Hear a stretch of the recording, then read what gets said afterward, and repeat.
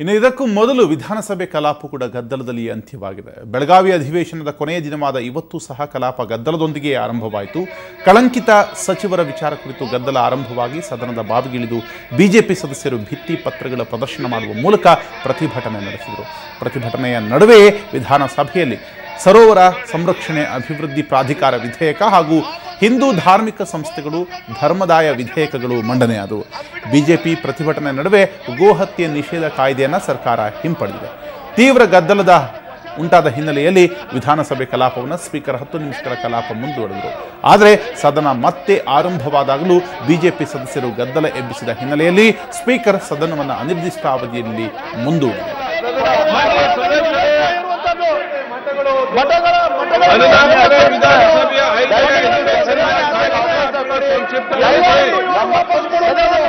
ಬೆಳಗಾವಿಯ ಸುವರ್ಣ ವಿಧಾನಸೌಧ ಸಭಾಂಗಣದಲ್ಲಿ 14ನೇ ವಿಧಾನಸಭೆ 5ನೇ ಅಧಿವೇಶನವು ದಿನಾಂಕ 9 ಡಿಸೆಂಬರ್ 2014 ಒಂದೇ ಮಾತರೊಂದಿಗೆ ಪ್ರಾರಂಭಗೊಂಡು ದಿನಾಂಕ 20 ಡಿಸೆಂಬರ್ 2014 ಒಟ್ಟು 10 ದಿನಗಳು ಸಮಾವೇಶಗೊಂಡು ಸುಮಾರು 57 ಗಂಟೆಗಳ ಕಾಲ ಕಾರ್ಯಕ್ರಮ ನಡೆಸಿರುತ್ತದೆ. ಈ ಅಧಿವೇಶನದಲ್ಲಿ ಇತ್ತೀಚೆಗೆ ನಿಧನ ಹೊಂದಿರುವ ವಿಧಾನಸಭೆ ಮಾಜಿ ಸದಸ್ಯರಾದ ಇವತ್ತಿನ ಕಲಾಪದ ಬಗ್ಗೆ ಇನ್ನಷ್ಟು ನಮ್ಮೊಂದಿಗೆ ಮಾತನಾಡೋದಕ್ಕೆ ಬೆಳಗಾವಿಯಿಂದ ನಮ್ಮ ಪ್ರತಿನಿಧಿ ಶಂಕರ್ ಪಾಗೋಜಿ ನಮ್ಮ ಜೊತೆ ನೇರ ಸಂಪರ್ಕದಲ್ಲಿದ್ದಾರೆ. ಪಾಗೋಜಿ, ಅಧಿವೇಶನದ ಕೊನೆಯ ದಿವಸ ಇವತ್ತು ಎರಡೂ ಸದನದಲ್ಲಿಯೂ ಕೂಡ ಗದ್ದಲವೇ ಮನ ಮಾಡಿರುವಂಥದ್ದು. ಇವತ್ತಿನ ಸದನದ ಹೈಲೈಟ್ಸ್ ಬಗ್ಗೆ ಹೇಳೋದಾದ್ರೆ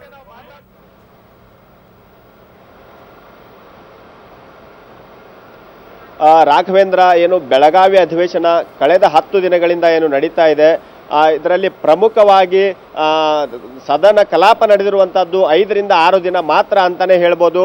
ಮೊದಲ 2 ದಿನ ಮೊಬೈಲ್ ಪ್ರಕರಣದಿಂದಾಗಿ ಸದನದ ಕಲಾಪ ಹಾಳಾಯಿತು. ಕೊನೆಯ 2 ದಿನವೂ ಕೂಡ ಅದೇ ರೀತಿ ಏನು ಬಿಜೆಪಿಯ ಸದಸ್ಯರು ಕಳಂಕಿತ ಸಚಿವರ ಬಗ್ಗೆ ಚರ್ಚೆಗೆ ಅವಕಾಶ ಕೊಡಬೇಕು ಅನ್ನುವ ಕಾರಣಕ್ಕಾಗಿ ಕಳೆದ 2 ದಿನದಿಂದ ಪ್ರತಿಭಟನೆಯನ್ನ ಮಾಡ್ತಾ ಇರುವಂಥದ್ದು.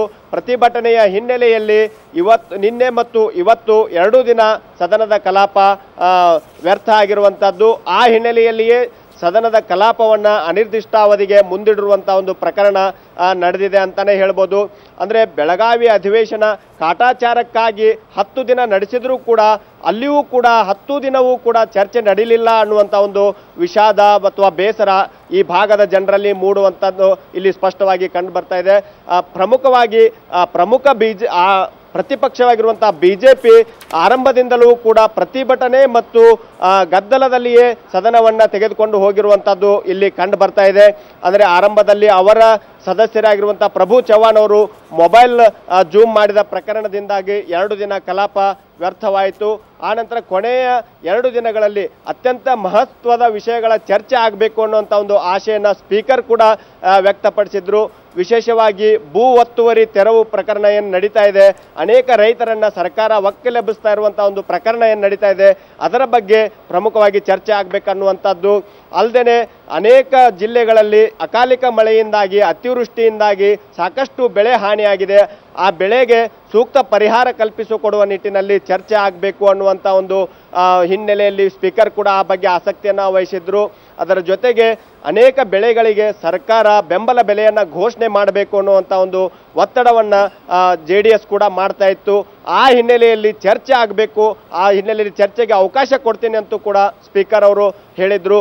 ಕಡೆ 2 ದಿನ ಇಂತಹ ಮಹತ್ವದ ವಿಷಯಗಳ ಬಗ್ಗೆ ಚರ್ಚೆಗೆ ಅವಕಾಶ ಕೊಡ್ತೀನಿ ಅನ್ನುವಂಥ ಒಂದು ಮಾತನ್ನು ಸ್ಪೀಕರ್ ಹೇಳಿದ್ರು.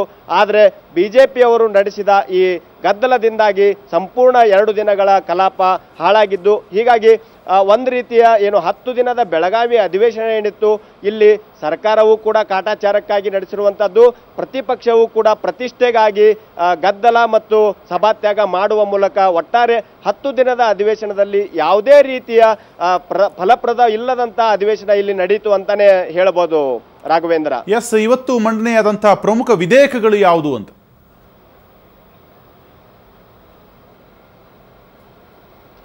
ರಾಘವೇಂದ್ರ, ಪ್ರತಿಪಕ್ಷ ಬಿಜೆಪಿ ಧರಣಿ ಮಾಡ್ತಾ ಇರುವಂತಹ ಸಂದರ್ಭದಲ್ಲಿಯೇ ಸರ್ಕಾರ ಇದೇ ಸಂದರ್ಭವನ್ನು ಉಪಯೋಗಿಸಿಕೊಂಡು 2 ಅತ್ಯಂತ ಮಹತ್ವದ ವಿಧೇಯಕಗಳನ್ನು, ಒಂದು ಹಿಂದೂ ಧಾರ್ಮಿಕ ದತ್ತಿ ವಿಧೇಯಕಗಳ ಕಾಯ್ದೆ ಏನಿದೆ ಅದನ್ನ ಮಂಡನೆ ಮಾಡಿರುವಂಥದ್ದು. ಆ ಕಾಯ್ದೆ ಒಂದು ರೀತಿ ಆ ಕಾಯ್ದೆ ಜಾರಿಗೆ ಬಂದರೆ ಏನು ಹಿಂದೂ ದೇವಾಲಯಗಳಿದಾವೆ, ಮಠಮಾನ್ಯಗಳಿದಾವೆ, ಅವುಗಳನ್ನು ಸರ್ಕಾರ ಒಂದು ರೀತಿಯ ತನ್ನ ಹಿಡಿತಕ್ಕೆ ತೆಗೆದುಕೊಳ್ಳುವಂತ ಒಂದು ವಿಧೇಯಕ ಅದು. ಅಂದ್ರೆ ಯಾವಾಗ ಮಠಾಧೀಶರು ಅಸಕ್ತರಾಗಿರ್ತಾರೆ ಅಥವಾ ಗೊಂದಲ ಇರುತ್ತೆ, ಮಠ ಮಾನ್ಯಗಳಲ್ಲಿ ಗದ್ದಲ ಯಾವಾಗಿರುತ್ತೆ, ಆ ಸಂದರ್ಭದಲ್ಲಿ ಸರ್ಕಾರ ಆ ಮಠಗಳನ್ನ ತನ್ನ ವ್ಯಾಪ್ತಿಗೆ ತೆಗೆದುಕೊಳ್ಳುವಂತ ಮಹತ್ವದ ವಿಧೇಯಕ ಇದು. ಆ ವಿಧೇಯಕದ ಬಗ್ಗೆ ಯಾವುದೇ ರೀತಿಯ ಚರ್ಚೆ ಆಗದೇನೆ ಅದನ್ನ ಇವತ್ತು ಮಂಡನೆ ಮಾಡಿ ಸರ್ಕಾರ ತನ್ನ ವ್ಯಾಪ್ತಿಗೆ ತೆಗೆದುಕೊಳ್ಳುವಂತ ಒಂದು ಪ್ರಯತ್ನಕ್ಕೆ ಮುಂದಾಗಿರುವಂತದ್ದು ಇಲ್ಲಿ ಸ್ಪಷ್ಟವಾಗಿ ಕಂಡು ಬರ್ತಾ ಇದೆ. ಅದರ ಜೊತೆಗೇನೆ ಏನು ಬಿಜೆಪಿ ಸರ್ಕಾರದ ಅವಧಿಯಲ್ಲಿ 2010ರಲ್ಲಿ ಜಾರಿಗೆ ಬಂದಂತಹ ಏನು ಜಾನುವಾರು ಹತ್ಯೆ ಕಾಯ್ದೆ ಏನಿದೆ ಅದನ್ನ ಹಿಂಪಡೆಯುವ ಮೂಲಕ ಸರ್ಕಾರ ತನ್ನ ಜಾಣತನವನ್ನು ಇಲ್ಲಿ ಮೆರೆದಿದೆ ಅಂತ ಹೇಳ್ಬೋದು ರಾಘವೇಂದ್ರ.